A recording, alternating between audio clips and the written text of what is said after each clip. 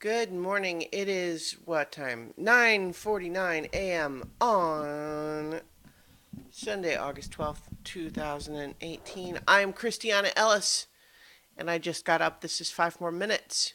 But because it's Sunday, it is also time for me to continue my rewatch of The Melancholy of Haruhi Suzumiya with the episode titled The Melancholy of Haruhi Suzumiya, Part 5.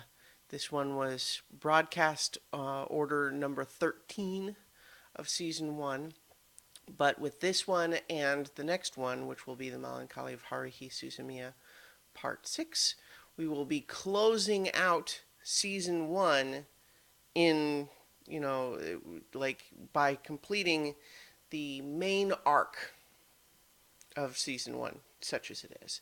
As previously discussed, we have sort of the main arc, which is represented by the episodes with the series title and the part 1 through 6. And then everything else is really kind of mini arcs, not filler per se, but just incidental stories compared to this main arc. So this episode and the next one are going to complete that main arc, and then that will be the end of season 1, and we'll stop jumping around in time, because as we go into season 2, all of those will be in chronological order, and we'll talk a little bit more about what we're going to do for that one a little bit, because there's some interesting things to note as we get there. But right now we're talking about season 1, episode 13, The Melancholy of Haruhi Suzumiya, part 5. So we're back to this main arc, and you may recall that in part 4, when we were last there, what had happened was the basic, this is where for Kyon things finally kicked into high gear. We have Ryoko Asakura, one of the classmates, the one with the blue, like the bluish longer hair, reveal herself as being like Yuki in the sense that she is an alien computer being of sorts who is frustrated with this plan of just observing Haruhi and has decided to kill Kyon to see what Haruhi does about it. And so this is, she transforms the classroom, she's, doing all sorts of crazy stuff.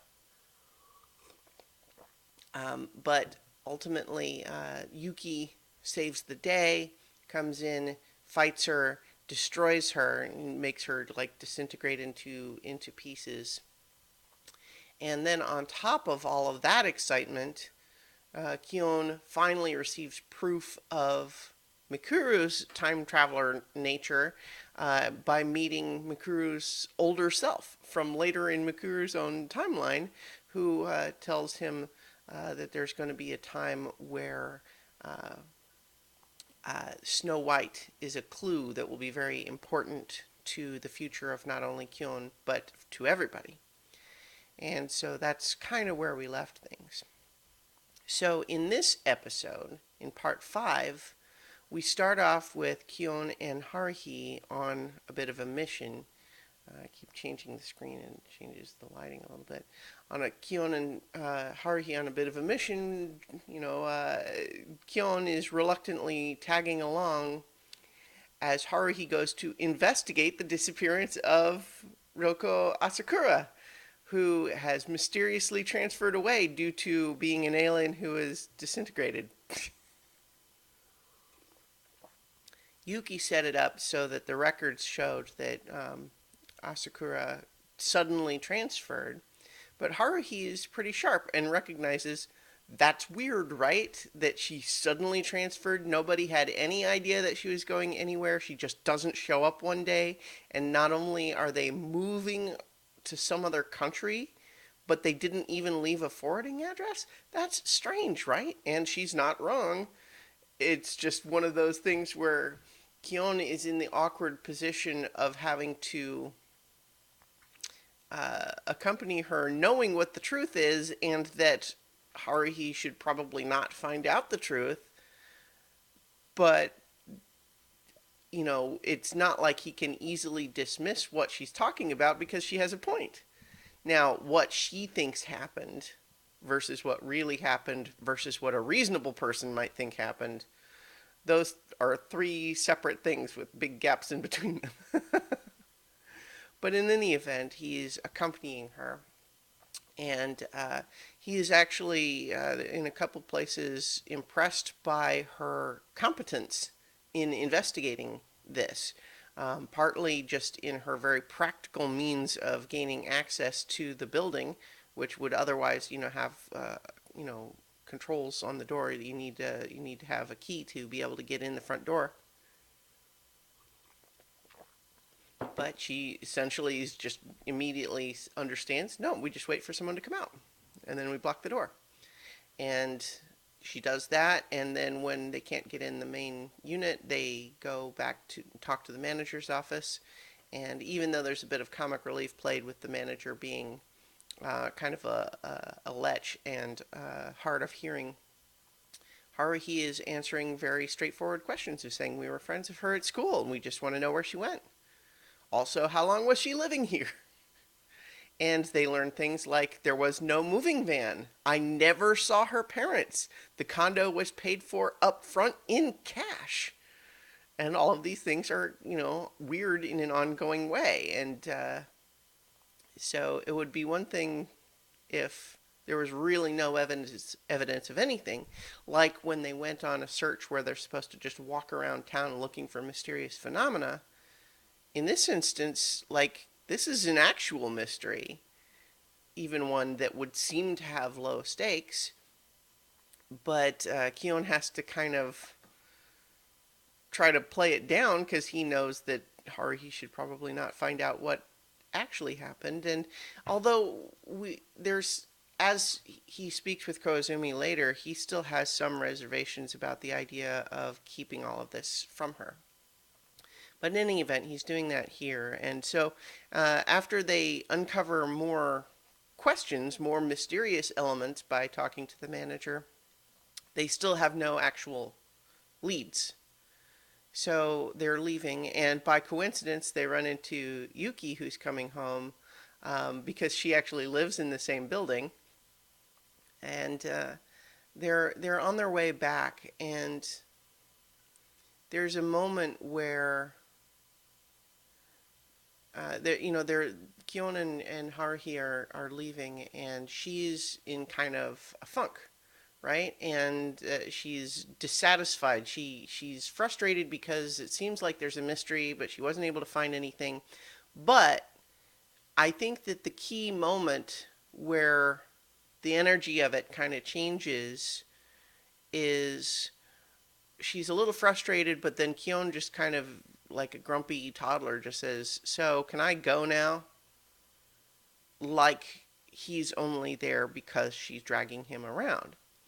Which, is that true? Well, maybe, but it's more complicated than that. And I think that having watched so many episodes so far, we understand that although Kyon complains constantly, he doesn't really try to not do everything she says. He occasionally dissuades her into a calmer course of action. But, it's more complicated than that, right? In any event, he acts like she's just dragging him along and doesn't really want to be there. And she kind of responds by telling him the story of what happened to her 3 years ago from her perspective. Now, 3 years ago, that's the big date, right? That's the time that everyone talks about. Whatever it is that happened to the universe happened 3 years ago. Explosion of data information, according to Yuki. A time quake that has changed all of time, according to Makuru. And the possible creation of the universe, according to Koizumi, 3 years ago. And we also, just heard it again this time in the sense that it was 3 years ago that Asakura moved into that building.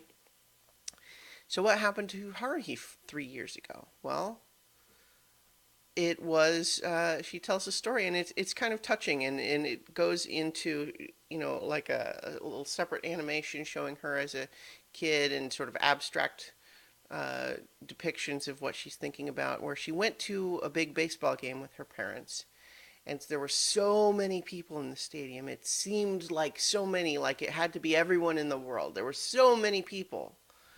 But then when she finds out, like, well, no, it would have been about 50,000 people. And then she's saying, but if there's 100 million people in Japan and that was only 50,000, then that many people was only 1/2000th of the people who are in just Japan. And that just started to make her feel really small and insignificant. And that she had always thought of herself in the way that, children do, as kind of being the center of the universe. And she had always thought of herself as being special, and the things that she did and in her life were special. And this idea that, well, maybe they're not. Maybe it's just yet another example of the same kind of stuff being done by the same kind of people all over the world over and over. And maybe it's not that special.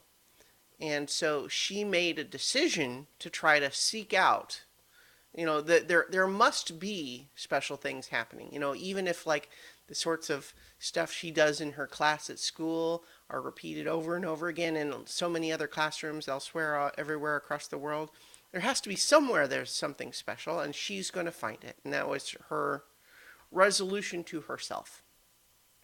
And so we don't necessarily get a big catharsis moment that tells us, oh, this explains everything, but it certainly shows from her perspective what she was thinking, what she was experiencing at this time. But in any event, Kyon and Haruhi part on a kind of a frustrated energy between them. She turns around and leaves, and he specifically feels like, well, that's the way that I would go to go home too, but I feel like I shouldn't follow her right now. And as if to illustrate the point, a train comes right then, and they had been standing at this crossing, and so a train, or no, I guess the train doesn't come then, but the signal goes down, and so it's just kind of a fun little grace note to this idea that her body language is telling him not to follow her. And so she's frustrated, and it's clear to him, and she is feeling this frustration. And so that's when Kyon meets up again with Koizumi, who tells him, now's the time that I can finally show you my Esper abilities. And specifically, the reason the time is now is because Haruhi is feeling frustrated and emotionally unstable. And what she does when that happens is create these things called closed spaces.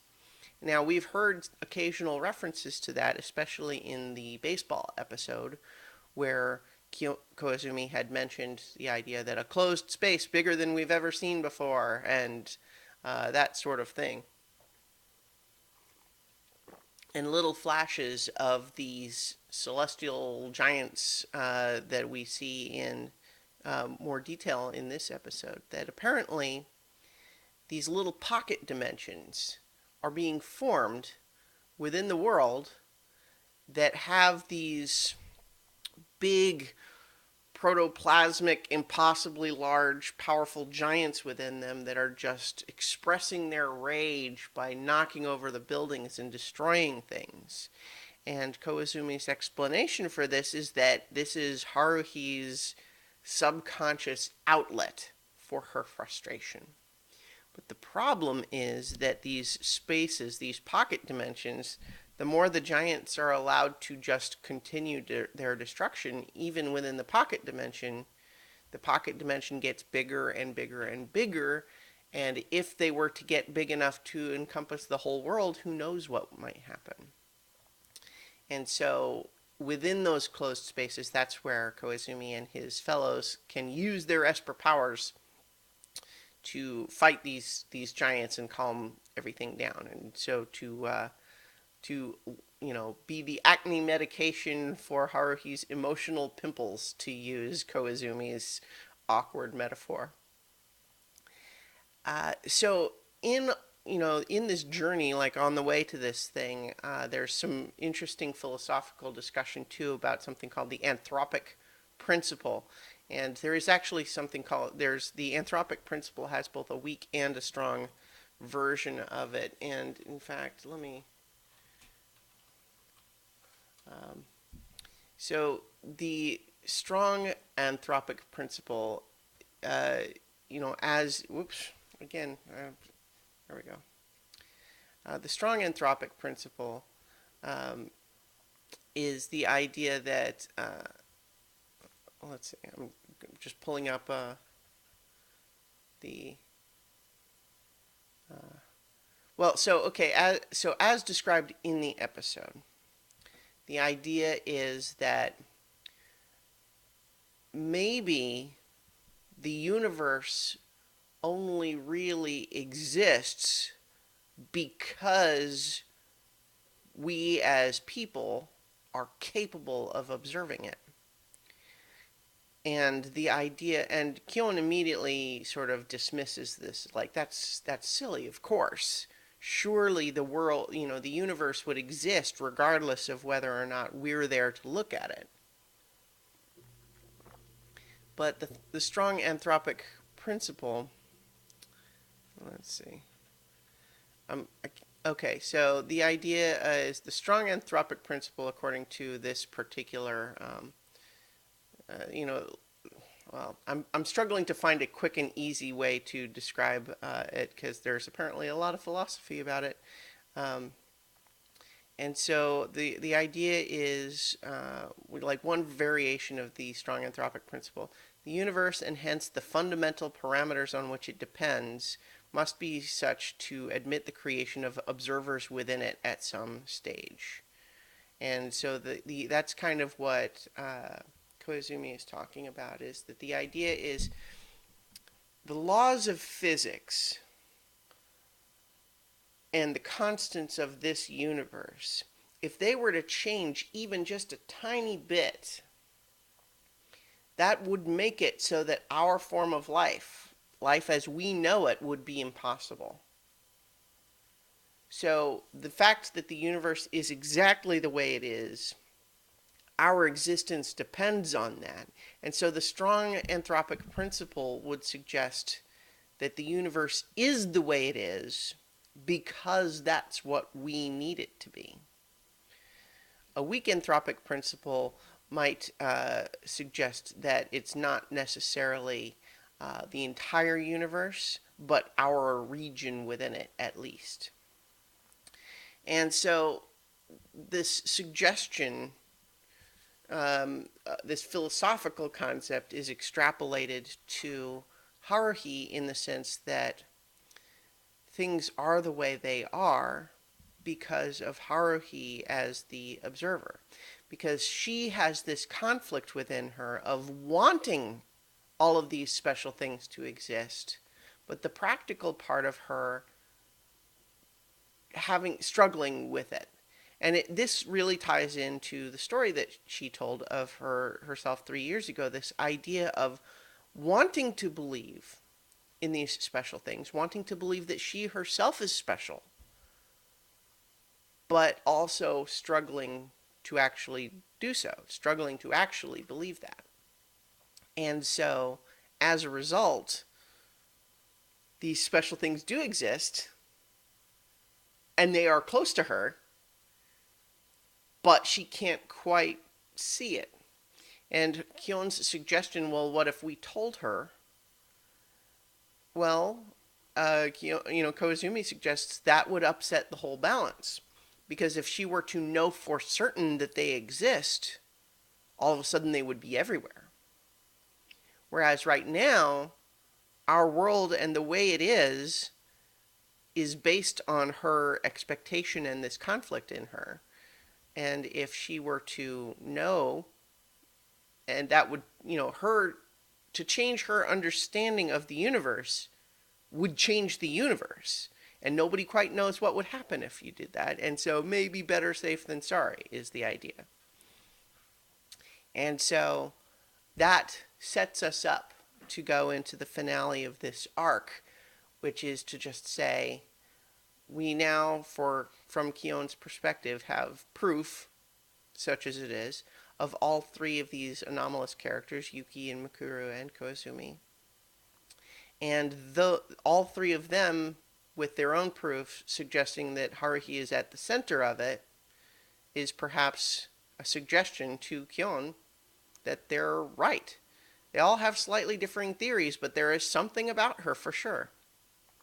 But it also sets up this conflict of how she actually feels about it. And as much as she's kind of pushy and bullheaded and stubborn and inconsiderate a lot of the time, she also has this sort of deep well of insecurity and doubt beneath all of that. And I think that's one of the things that makes, like that complexity is one of the things that makes, the last episode we talked about with the music festival so interesting.